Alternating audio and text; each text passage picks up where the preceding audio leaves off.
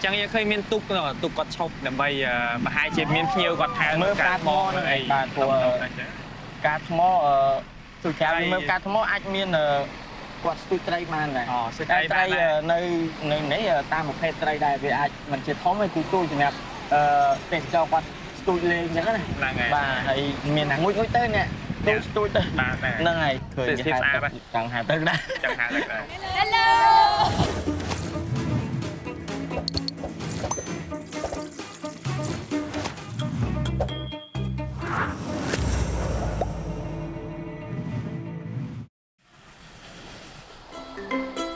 Chúng riêng xua xong xóa có một căn cầm thi để cho sạp chốt tật đầy dân nó không episode ní bùi dân đừng nôn mẹ tặng học ní play à rong mà đong cứ dân phô đầm na trên bị cò rong dân ní cứ từ lên nơi căn cò rong sừng lầm dân à lời ní dân ngọc bông từ nơi phai nào đây bằng phế long sắt lòng sạch chẳng thể tiết bộ dân đừng chi tốt đầm bay từ lên là co rong sần lắm tơ mơ tu sân na tây dập hiệp co rong sần lắm bị lơ cầm bùn nôm dân tơ mơ chầm lạ thmo hay dân phun một hay bấy hay dân tư ở trên cái môi tiết bổng trên này lazy beach ok chà chẳng mà đặt này chẳng đang thả ta tây dập hiệp co rong sần lắm mình tây dập hiệp sạch sạch và vấn á complete trong trang tây sân na video tàng cái này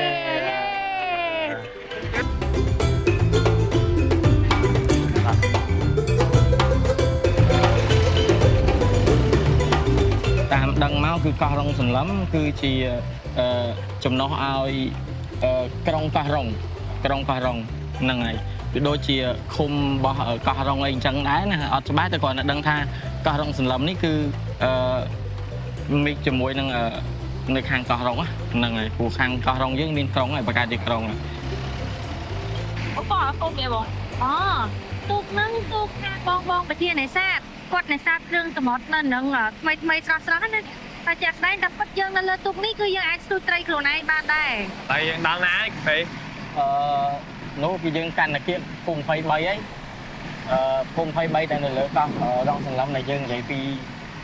ដើមវីដេអូមកថាយើងមកកោះរងសន្លឹមដើម្បីមកទស្សនានៅភូមិ23នៅលើកោះរងសន្លឹមនេះដែរថ្ងៃចុះខាងនេះតាមខ្ញុំចាំដូចជាកោះកូនហ្នឹងហើយកោះកូននេះគឺអាចមើលការថ្មបានដូចគ្នាដូចកោះកូនហ្នឹងដែរហ្នឹងហើយទេសភាពមួយយ៉ាងម្នាក់តែគ្រាន់ថាតែកោះកូននេះធំជាងកោះតូចហ្នឹងហើយចឹងយើងឃើញមានទូកគាត់ឈប់ដើម្បីប្រហែលជាមានភ្ញៀវគាត់ថែមើលការថ្មហ្នឹងឯងបាទព្រោះការថ្មទូចាមើលការថ្មអាចមានគាត់ស្ទូចត្រីបានដែរត្រីនៅនេះតាមប្រភេទត្រីដែរវាអាចមិនជាធំទេគឺទូចសម្រាប់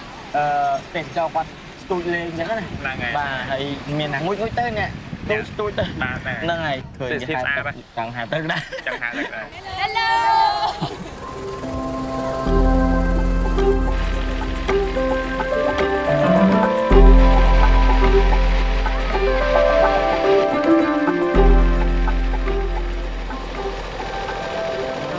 ឆ្នេរមួយគឺមានសន្តានខុសៗគ្នាអញ្ចឹងយើងអាច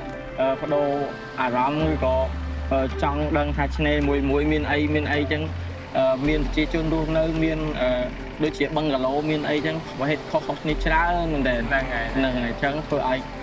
មកកោះនេះគឺអត់ខ្វះកន្លែងណាលេងទេហ្នឹងហើយអ្នកខ្លះក៏ថាមកកោះដែរក៏បានតែហែលទឹកក៏ប៉ុន្តែវាមានសកម្មភាពច្រើនលើសពីការហែលទឹកច្រើនដូចមកនេះសំខាន់គឺបានមកជួបជាជននោះឃើញសប្បាយហ្មងជីវិតអ្នកកោះគឺមិនខុសពីជីវិតយើងនៅលើគោកប្រមាណទេឥឡូវយើងដល់ផែមើលយើងឡើងទីចិត្តយើងដើរទៅលេង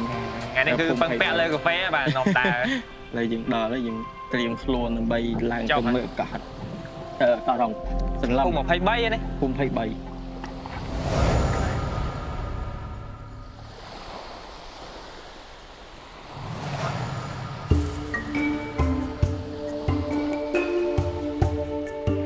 shop mà phun một phay bay nữa អត់តាផងលើកទី1លើកទី1ទឹកមួយខ្ញុំគាត់មកត្រឹមកោះត្រង់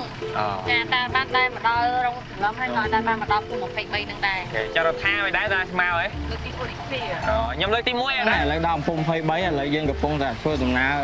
ទៅមើលផ្ទះរបស់អ្នកភូមិហើយយើងមើលពីសកម្មភាពជីវភាពរស់គាត់នៅរបស់គាត់ថាម៉េចខុសពីកោះរងបែបម៉េចចឹងណាអូខេខ្ញុំដាក់លេខ1លេខ2អីណា អាចជាឆប់មានធីមកគេ នេះអំបិយ restaurant នេះលេខ4នេះអំបិយដឹងហើយអំបិយ ស្ដេវ restaurant ពេល ចូលផាត់ធីមកគេហ្នឹង អូចង់ផាត់កម្មវិធី កំពតភ្នំពេញសៀមរាបខ្ញុំមកពីសៀមរាប ចឹងឃើញនៅនេះមាន resort មានកន្លែងស្នាក់នៅមាន អូមានគេហាត់ទឹកច្រើនណាស់នេះនេះយប់ឡើងហើយអូសុបាយមានការរំរែករំអីតាមឆ្នេរតាមអីអង្គុយហូបអាហារអីមើលភ្ញៀវដើរពេញទៅនឹងឯង ឃើញមានភ្ញៀវបរទេសមានអីទេ មានសបោះ